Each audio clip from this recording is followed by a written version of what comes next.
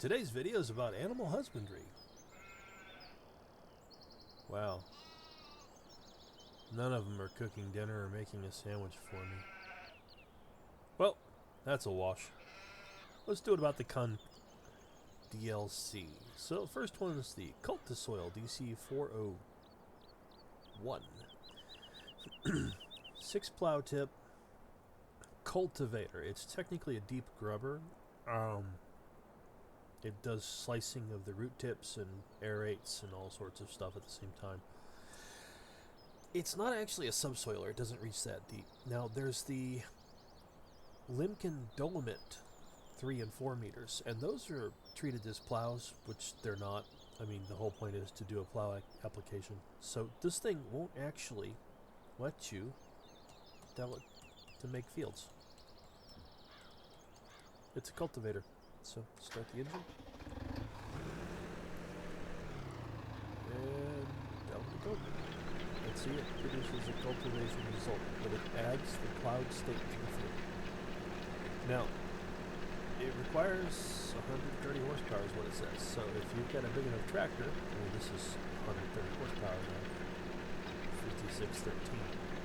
But if you've got a big enough tractor to run this and the seeder, the 4-meter seeder, you can just add plowed state every time you go by. Let me make sure that the helpers are not buying. Yeah, it seems always to reset this on me. So, that works like that.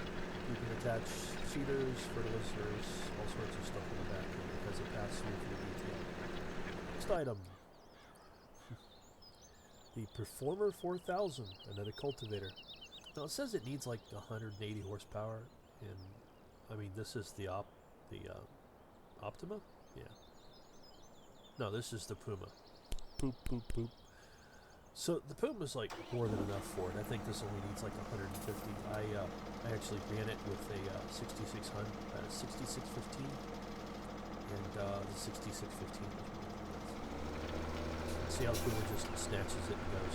Like, there's no closeness to it. It doesn't require that. Maybe if you record it. Next item is the Disco Lander 5.4, 5.5 meter XM. Now this has a seeder on the back, 400 seed. It's for putting in cover crop. The Disco Lander has a unique quirk in that you can't detach it when it's in field mode. See, the little red blinking light. So I'll put it in field mode. Now, if there's seeds in it, the helper will plant seeds. This is technically a seeder, even though it claims to be a cultivator. But you can use it manually as a cultivator without seeds in it. Just don't turn on the seeder. Cultivate. Well, like I said, you use the helper, it turns on the seeder, it starts planting seeds. There you go. I guess it's planting seeds now.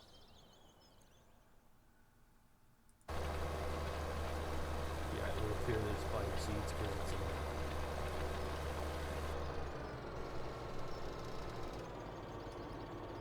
So,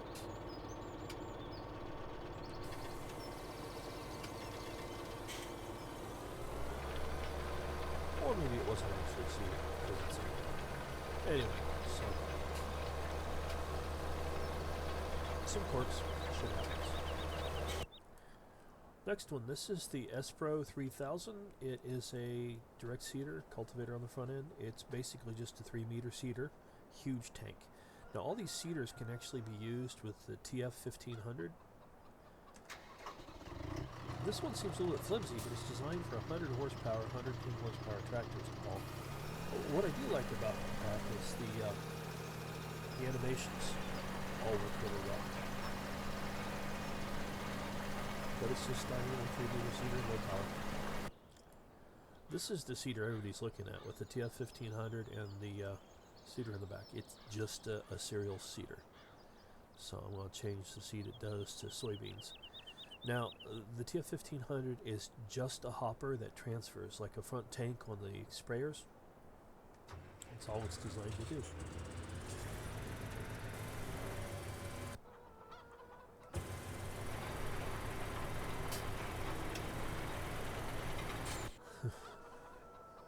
Now,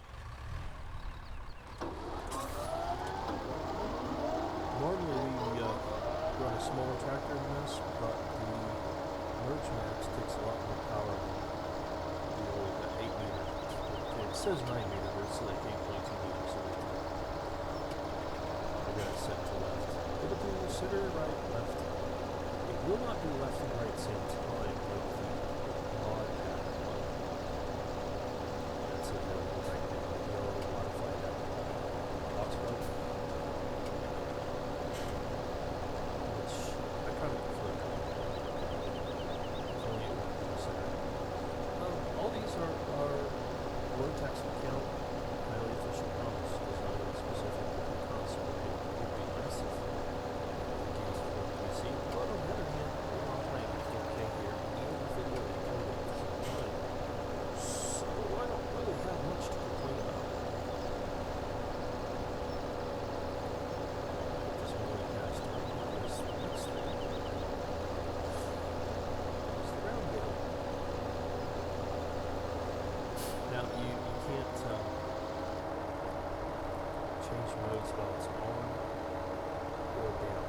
I just tried before. It's unfolding. You have to change modes while it's in the air or off.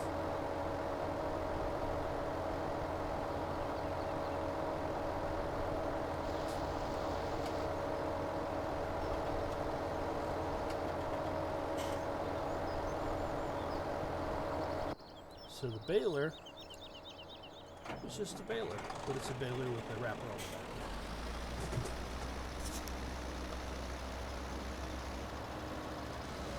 Not anything special. It does not automatically start new bales. And a lot of people complain that it doesn't wrap straw or hay. It's not supposed to. The only complaint I have is, what if I don't want to actually wrap my grass bales? If I just want a grass bed, well, should I? There's no way to stop it from happening. It will automatically wrap the grass beds no matter what. On the other hand, it does have a nice feature in that you have to manually unload the bales, so you can place them on the side or do what you want to.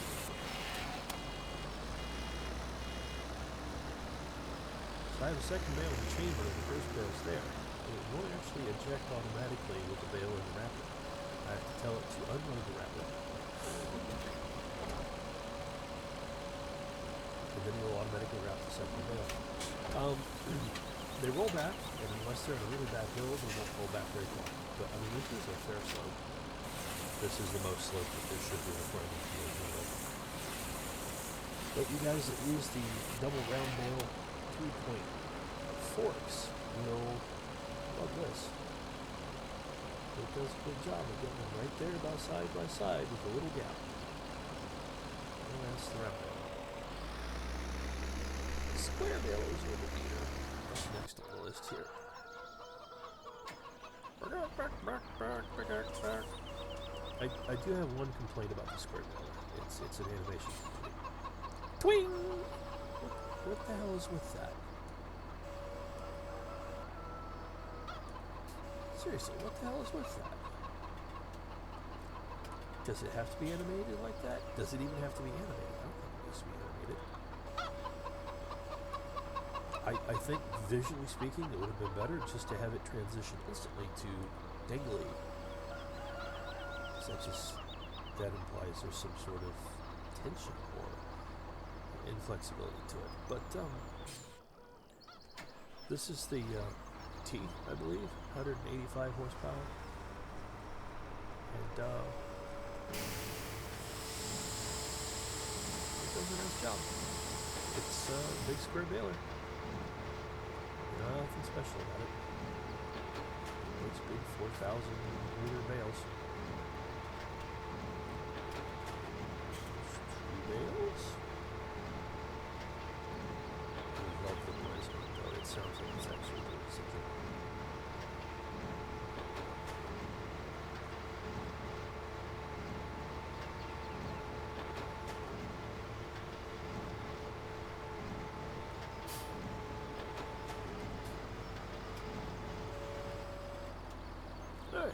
Well, now that we got bales in it, have it exactly bales to yeah, I'm leaving everything running.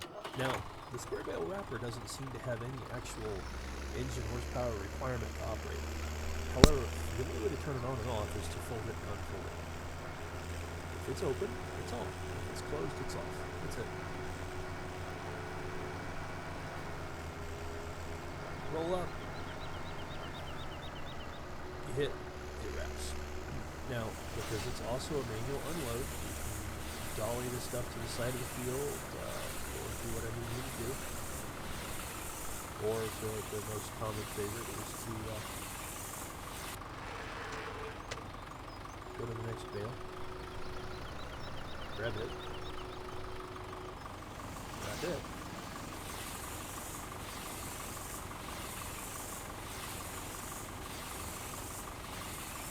That's super fun to watch. And with Mikhail came up with this first. Anyway, you can unload 2 nice silage bales. Now, I think they instantly become silage bales. That boot is too heavy. No, that's not.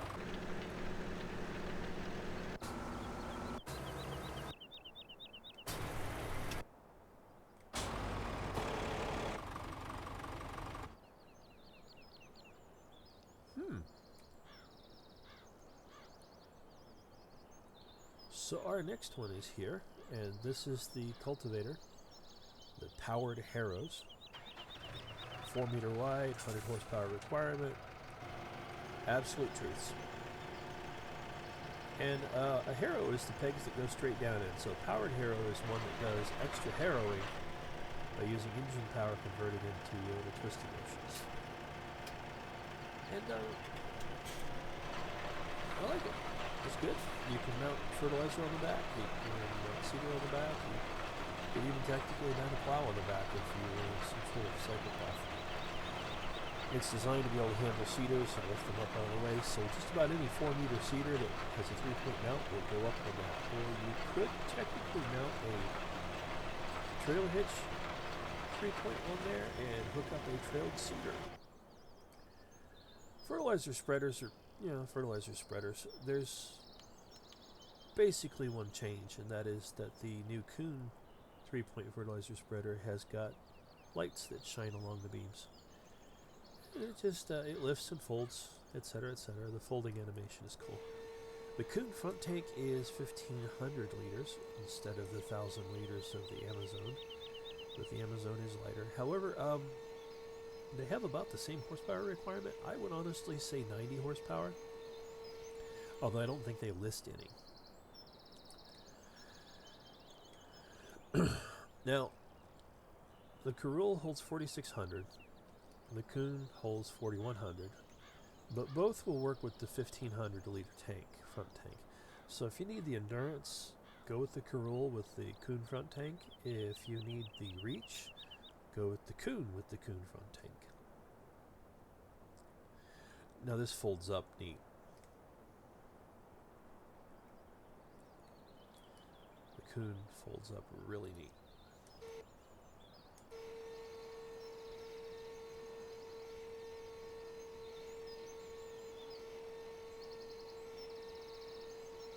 It does this packing hinge thing with the tips so that they fit in. That's cool, huh?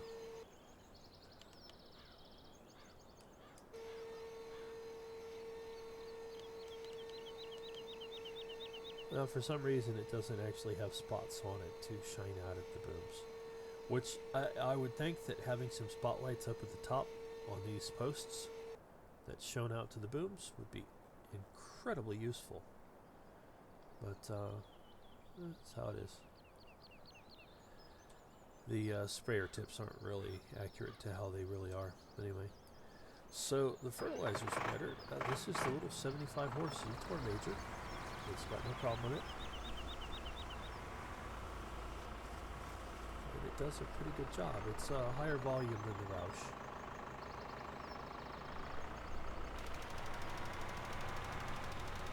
About the same spread.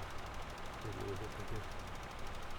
But it does advise coming with the 1,000 or the 1,100 pound front load, which 3160. You know, I do lawn spraying as part of my business. And 3,000 liters of fertilizer is pretty heavy. I normally get 58 pound bags. I would put them at around 10, maybe 12 liters. So that makes sense. The rear motor, when we get it, it's like this. But you can't put it down without having it unfold. So if I lower it, it unfolds. Lowers have always been kind of quick.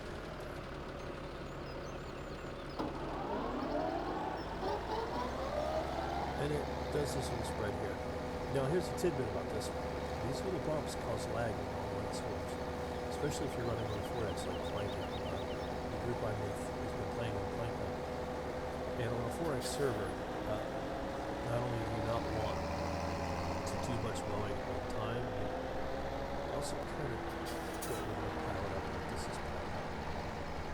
You want to immediately get back together and do piles with the mower.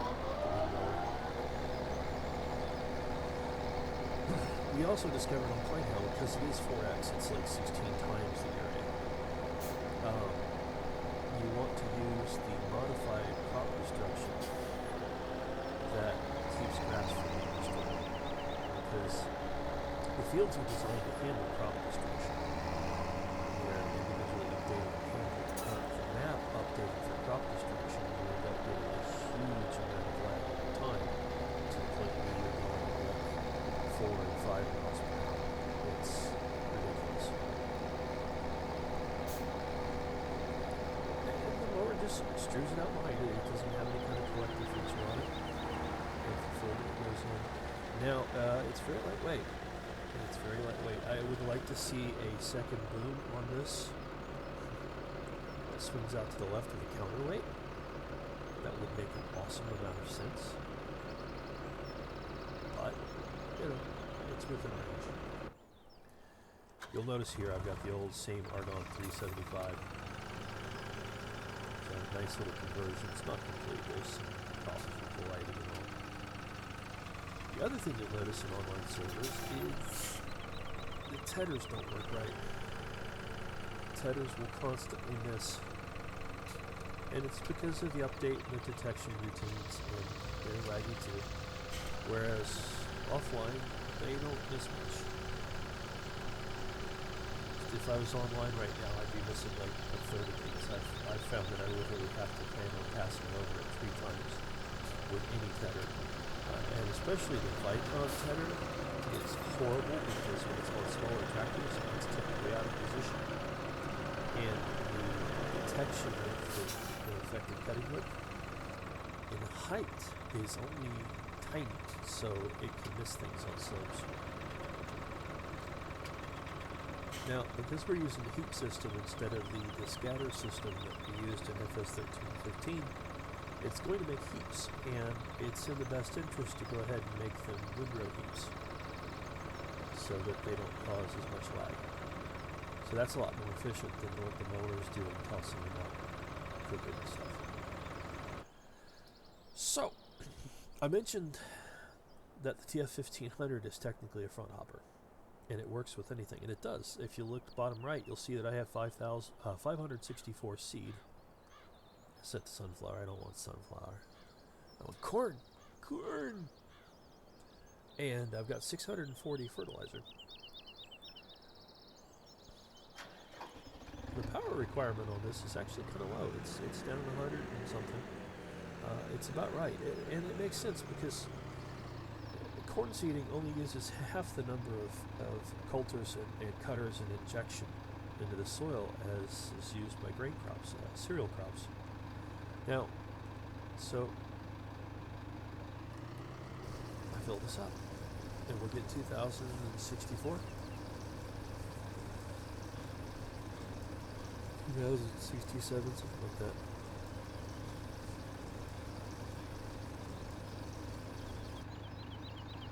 2064. And it will use that. It's an extra helper. Now, I'm going to show you this has one problem. The seeder has one problem. In fact, it's the only problem I've really seen so far with any of the Kuhn stuff. And that is that the helper thinks it's only 4 meters wide. Well, an honest mistake.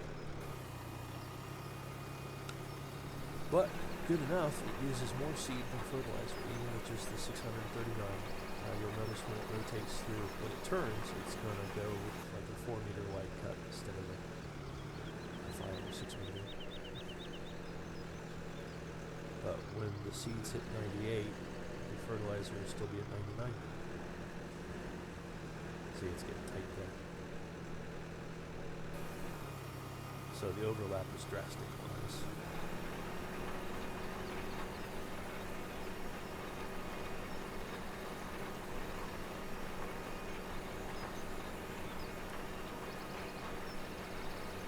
Just a moment before it switches to 98% on seeds. There we go, 98.99. So it's not going to run out of seeds first if you use the TF1500 front hopper. And that pretty much covers everything you need to know about the Kuhn series.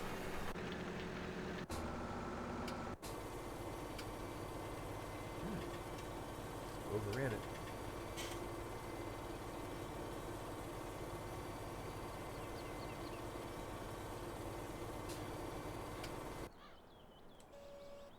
That's interesting. That I did not know would happen. It should not have happened.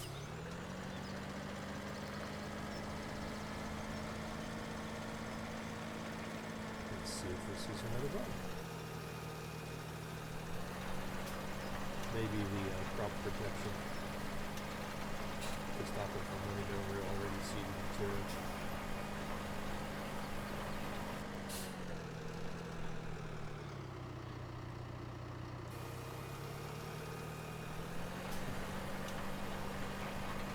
Because of the changes to the way it could turn right or left, the changes in code for helpers. They put in code to stop it from reseeding over itself and wasting time, but the way they detected it was to detect the crop type, not whether or not it was seeded. Yeah, that's what it was. It's because I was seeding wheat into standing wheat.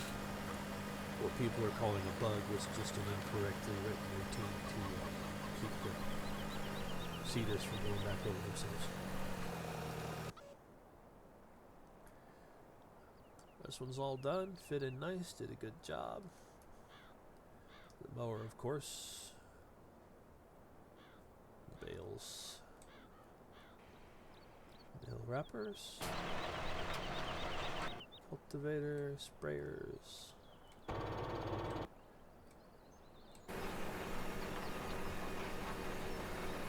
At 95 and 97. You could probably come in here with a 1,000-liter bag and it's out of fertilizer and drop another 1,000 liters in and finish off the fertilizer and have a little seed left. Better to run out of seed first. Well, that's the end of the video. Hopefully the codec held up this time. I've been getting a lot of stutter on most of my stuff.